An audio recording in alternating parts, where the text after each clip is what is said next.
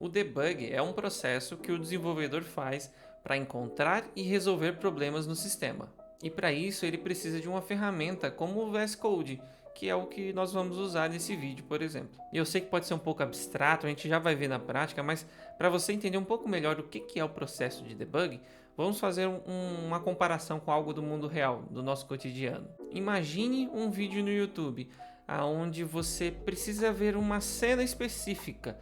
Então você volta aquele vídeo e vai pausando até chegar naquela cena que você quer ver o detalhe de alguma coisa que aconteceu, certo? O debug é mais ou menos isso. Todo programa possui uma sequência de operações que elas devem ser executadas, assim como um vídeo tem uma sequência de cenas que vão ser exibidas para você. Agora imagine que uma dessas operações no nosso programa não está funcionando direito.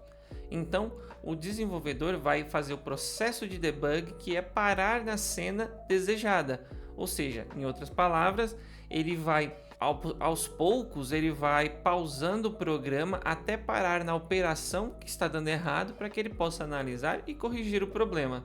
Então, essa é a ideia do debug. Eu espero que você tenha entendido. Se não, bora ver na prática como é que isso funciona.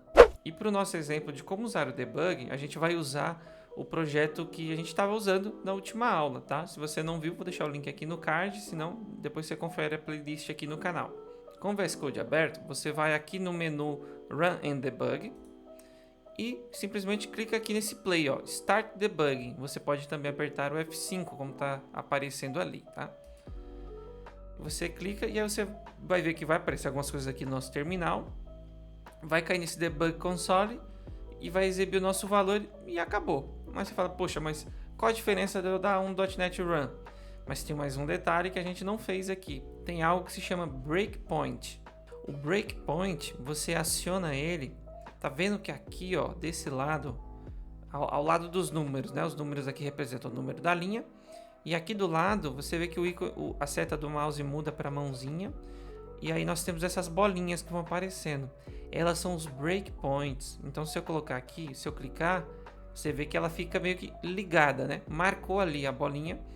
E aí quando o meu programa for executar novamente, a execução do programa vai parar ali. Ou onde eu quisesse que parasse, né? Onde eu tivesse colocado nosso breakpoint. Que em português, numa tradução livre, seria algo como ponto de parada, né? O que faz muito sentido. Então a gente vai clicar aqui de novo no nosso run aqui, run debug, e agora vai ser um pouco diferente.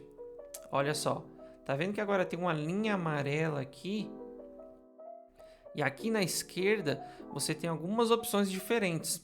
Veja que essa área aqui mudou agora. Então eu quero te mostrar aqui. Tá vendo que a gente tem uma área chamada variáveis, né? E aqui são as variáveis locais. Mais para frente a gente vai ainda executar mais debug em alguns projetos e a gente vai entender melhor aqui tudo que a gente tem aqui dentro, mas por enquanto vamos olhar só as variáveis. Então você vai ver que nós temos essa string args, que você não está vendo aqui, mas ela é algo implícita, porque isso aqui é um projeto do tipo console.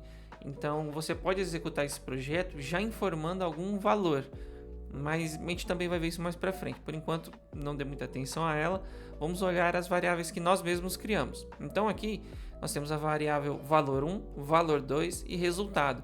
E aqui do lado você vai ver que tem o tipo entre colchetes, né? E aqui depois dos dois pontos, nós temos o valor que tem dentro de cada uma das variáveis.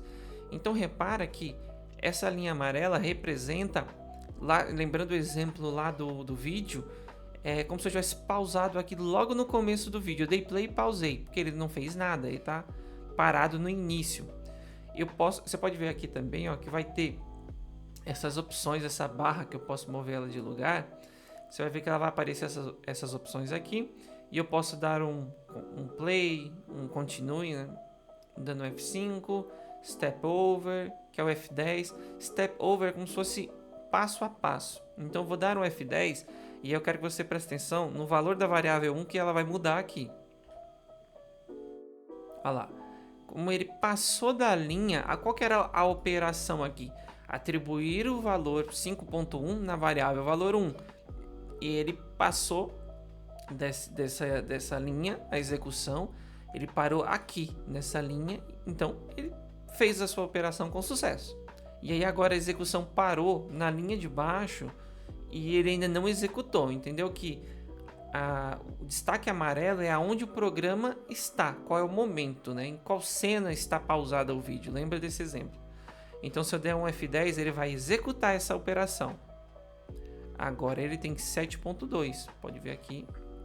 E agora ele vai fazer a nossa operação de soma. Ele vai pegar o valor das duas variáveis e o resultado disso ele vai combinar e colocar na variável que se chama resultado. E agora você pode ver o valor sendo atribuído a cada linha, né? Então, e aí se eu apertar aqui o F10, terminou a execução do programa porque era a última operação. Então ele imprime aqui no nosso console o resultado.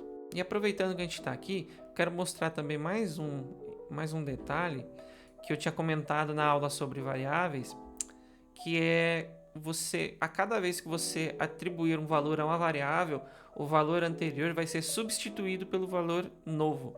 Então se eu colocar aqui, por exemplo, valor 1 é 7 e depois o valor 1 igual a 5, o que vai valer é o último que eu atribuí. Então eu vou mostrar isso com o debug para vocês, para ficar mais claro ainda. Então vamos lá. Se eu apertar o F10 aqui, ele atribuiu 5.1. Se eu passar, ele jogou 7 agora.